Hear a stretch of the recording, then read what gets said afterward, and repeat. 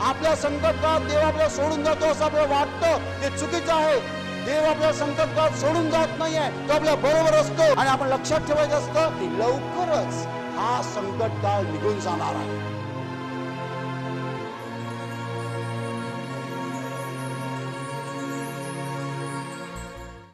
संकटात धीर धरा. Hallelujah, hallelujah. पृथ्वीच्या पाठीवर असा एकही मनुष्य नाहीये ज्याच्यावर संकट येत नाही आहे. जगामध्ये असा एकही भाग नाही आहे जिकडे माणसांना संकट येत नाही आहेत.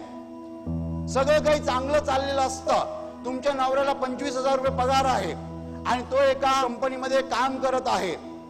तुमच्याकडे कार आहे, तुमची मुलं कॉलेजमध्ये शिकतायत, सगळं काही चांगलं चाललेलं आहे. एक दिवस रात्री तो मनुष्य घरी येतो आणि त्याचा चेहरा पडलेला असतो आणि बायको विचारते काय झालं, आणि तो म्हणतो मला नोटीस मिळालेली आहे, 1 तारखेपासून मला कामावरनं काढून टाकण्यात आलेलं आहे.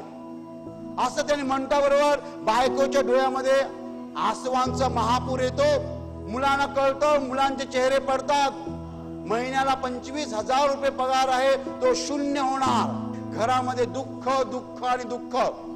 माझ्या प्रिय भावांना आणि बहिणींनो, संकट पाहिल्याबरोबर आपण घाबरून जातो, आपण अडखळतो, कोलमडतो, आपली शांती निघून जाते, अस्वस्थता येते, बेचैनी येते, करायचं काय ते कळत नाही आहे. आणि माझ्या प्रिय भावांना आणि बहिणींनो, त्या दिवसापासून त्या कुटुंबामध्ये रडणं पडणं चालू असतं. आणि मग नोकरी निघून गेल्यानंतर काय होतं, कार तशीच पडून आहे, सगळं तसंच पडून आहे, उत्पन्न नाही आहे, खायला काही पैसे नाहीत, तर कार कशी चालवायची. सगळ्यांच्या चेहऱ्यावर दुःख दुःख दुःख दुःख. संकट म्हणजे नवऱ्याची नोकरी सुटणं, संकट म्हणजे अचानक कॅन्सरची गाठ येणं, संकट म्हणजे लग्न झालेली मुलगी परत आपल्या घरी येणं, संकट म्हणजे तुमच्या राहत्या घरी मालक येतो म्हणतो आत्ताच्या आता घर खाली करा. भयानक संकट, आत्ताच्या आता घर खाली करा, कुठे जाणार. संकट म्हणजे तुमच्या डोक्यावर कर्ज आहे, ज्याचे पैसे तुम्ही द्यायचे आहेत तो घरात येतो आणि तुमच्या बायको समोर आणि मुलासमोर तुम्हाला शिव्या देतो. लोक म्हणतात आम्हाला आत्महत्या करायची का. ज्यांचे पैसे द्यायचे आहेत ते येतात आणि बायको समोर मुलासमोर मला शिव्या देतात, मला जगायचं नाही आहे, मला जीवन नको आहे, मला मरायचं आहे. संकट, संकट आलं की सगळेच घाबरतात, सगळेच घाबरतात. पण माझ्या प्रिय भावांना आणि बहिणींनो, देवाचं वचन सांगतं संकटात धीर धरा, वेट, थांबा थांबा, संकट निघून जाणार. Hallelujah, hallelujah, hallelujah.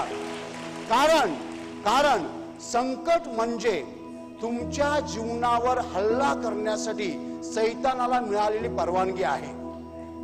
सैतानाला परवानगी मिळते देवाकडनं, पण थोड्या काळासाठी, थोड्या काळासाठी.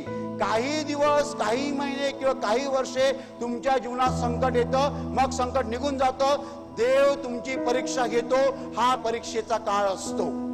जेव्हा आपल्यावर संकट येतं तेव्हा देव कुठे असतो. देव कुठे असतो तुम्हाला सांगू, देव आपल्या बरोबरच असतो, पण देव पाहत असतो आपण कसे वागतो, आपण काय बोलतो. योब नावाच्या मनुष्यावरती संकट आली. योबाच्या बायकोने सांगितलं देवाला शिव्या दे, देवाला सोडून दे. योब म्हणाला नाही, देवाने दिलं, देवाने नेलं, देवाचं नाव धन्य असो. आणि मग माझ्या प्रिय भावांना आणि बहिणींना, आपल्यावर संकट येतात तेव्हा आपण काय बोलतो, देव कुठे आहे. असली भाषा कधी तोंडात ठेवू नका. संकटाच्या काळात सुद्धा म्हणा की देव माझ्या बरोबर आहे, माझ्या संकट काळात देवाने मला सोडलेलं नाही आहे. म्हणूनच एक गोष्ट सांगतात, एक माणूस मेला आणि स्वर्गात गेला. देवाने देवदूतांच्या द्वारे त्याचं जीवनपट त्याला दाखवला. एक समुद्राचा किनारा होता आणि त्या किनाऱ्यावरती 2 माणसांच्या पावलाचे ठसे होते. आणि त्या माणसाने विचारलं हे दुसरा कोण आहे. तेव्हा देवदूताने सांगितलं हा दुसरा येशू आहे. तुझ्या आयुष्यभर येशू तुझ्या बरोबर होता, पण काही ठिकाणी मात्र एकाच माणसाच्या पावलाचे ठसे होते. तेव्हा त्या माणसाने देवदूताला विचारलं आता फक्त एकाच माणसाचे ठसे दिसतात. तेव्हा देवदूत म्हणाला की हा तुझ्या आयुष्यातला संकट काळ आहे. तेव्हा तो माणूस म्हणाला म्हणजे याचा अर्थ माझ्या संकट काळात येशू मला सोडून गेला.